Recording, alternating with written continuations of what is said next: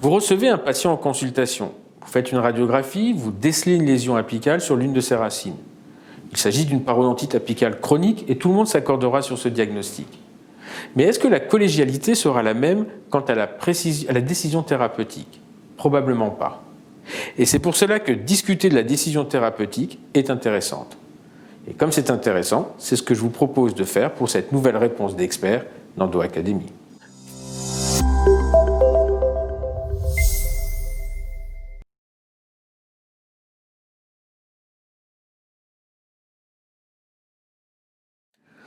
Kvist et Wright publiaient en 2001 un schéma qui parle de lui-même.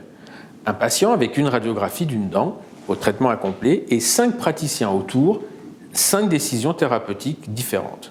Notre discipline médicale, pourtant, serait-elle aussi peu fiable qu'il n'est pas possible de standardiser nos protocoles opératoires avec des arbres décisionnels?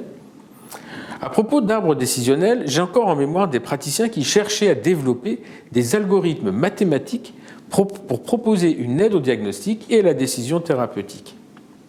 20 ans après, le projet n'a toujours pas abouti.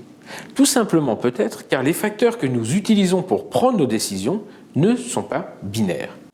Mais qu'est-ce qui fait que les gens ne sont pas d'accord entre eux? La littérature regorge aujourd'hui d'études qui montrent des taux de succès en endodontie pouvant dépasser les 90%. Les méthodes interventionnelles se sont améliorées, les moyens techniques à notre disposition beaucoup plus ergonomiques et efficaces. Et pourtant, face à une même situation clinique, certains préféreront le retraitement, d'autres une chirurgie, un autre l'extraction et un implant, voire même l'abstention du traitement. Il y a 2 facteurs qui entrent en jeu dans la décision thérapeutique, quelle qu'elle soit d'ailleurs. On distingue les facteurs intra-opérateurs, on est souvent en désaccord avec soi-même à 2 moments de sa vie professionnelle, proches ou éloignés d'ailleurs. Et le deuxième, ce sont les facteurs interopérateurs, la dissonance entre 2 praticiens. Autant il est facile d'admettre que 2 praticiens peuvent ne pas être d'accord, autant il est plus difficile à concevoir que l'on ne soit pas toujours en accord avec soi-même. Et pourtant, à qui cela n'est-il pas arrivé de s'interroger sur une décision thérapeutique prise 2 ou 3 semaines avant? Beaucoup de facteurs vont entrer en ligne de compte dans nos modifications de perception et donc de choix thérapeutiques. Un échec récent, une fatigue accumulée, un doute, plein de facteurs. Mettons-nous dans la situation où vous venez d'acquérir un nouveau système de désobturation et de mise en forme canalaire. La première utilisation se solde par un succès et une très belle radiographie post-opératoire. Dans le cas contraire, vous venez de tenter un retraitement et la séance a été compliquée, vous venez de fracturer un instrument et la radio post-opératoire est très loin de vos attentes. Si l'on vous présente dans ces 2 cas une radiographie avec un traitement à reprendre, pensez-vous que vous prendrez la même décision thérapeutique selon que vous sortiez de la première ou de la seconde séance? Il y a de très fortes chances à penser que ce ne soit pas le cas. Bien évidemment, notre expérience, notre tempérament, notre mood influencent notre décision. Et elle influence ces décisions car c'est elle qui guide notre cerveau au moment où l'on regarde les choses. Comme le disait très bien M. Abelker dans un webinaire récemment, on ne voit pas avec ses yeux, mais on voit avec son cerveau. Le cerveau reçoit les informations via la vision et l'œil, mais les analyse dans un contexte global qui prend en considération plein d'autres choses. Voyons maintenant les facteurs interopérateurs. Mais avant de le discuter, laissez-moi vous revenir sur l'histoire de la robe lancée en 2015 sur un réseau social, Tumblr, par une utilisatrice nommée Swite. Vous vous souvenez de cette histoire? C'était incroyable. Pour ceux qui ne s'en souviennent pas, Swite avait publié la photo d'une robe bicolore en demandant aux membres de sa communauté de dire de quelle couleur ils la voyaient. De façon incroyable, la moitié des gens la voyaient blanche et dorée, tandis que l'autre moitié la voyait noire et bleue. Face à cette robe, et de la façon dont on la voit, chacun mettrait sa main à couper qu'il n'y a pas de discussion. Et pourtant, de cette histoire anodine, en est même sortie une étude de neurophysiologie.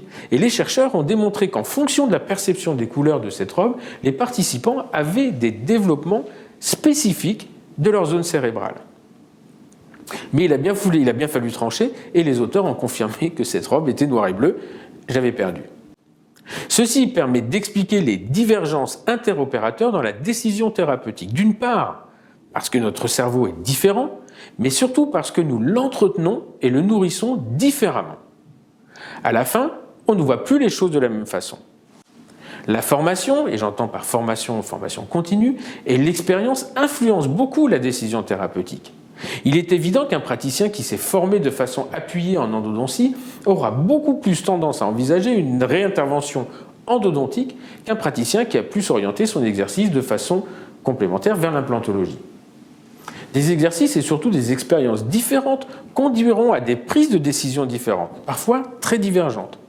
Pourtant, face à une dent présentant plusieurs complications endodontiques, un praticien peut se sentir lui-même plus assuré dans l'extraction et la pose d'un implant que de se lancer dans un traitement où il ne se sent pas en confiance. Alors bien entendu, il reste la solution de déléguer cet acte. Mais n'oublions pas qu'en France, accéder à un endodontiste en dehors des grandes métropoles reste parfois très difficile. Alors il est facile de s'offusquer d'une décision d'un confrère, mais encore faut-il prendre tous les éléments en considération. À partir de ce raisonnement, on peut donc conclure, et c'est une phrase que j'aime bien, qu'une décision thérapeutique est la bonne à partir du moment où elle est prise pour de bonnes raisons. L'être humain est ainsi fait, il est différent d'un autre être humain. Et c'est ce qui lui permet de nous différencier du robot. Et parce que notre perception est variable, les décisions le sont aussi. Et il faut accepter que face à une même situation, les décisions divergent. La formation, l'enrichissement, l'expérience bonne et mauvaise sont autant de choses qui vont nourrir notre cerveau et lui permettre de voir les choses différemment, à sa façon. Et de toute façon, comme disait ma grand-mère, chacun voit midi à sa porte. À très bientôt.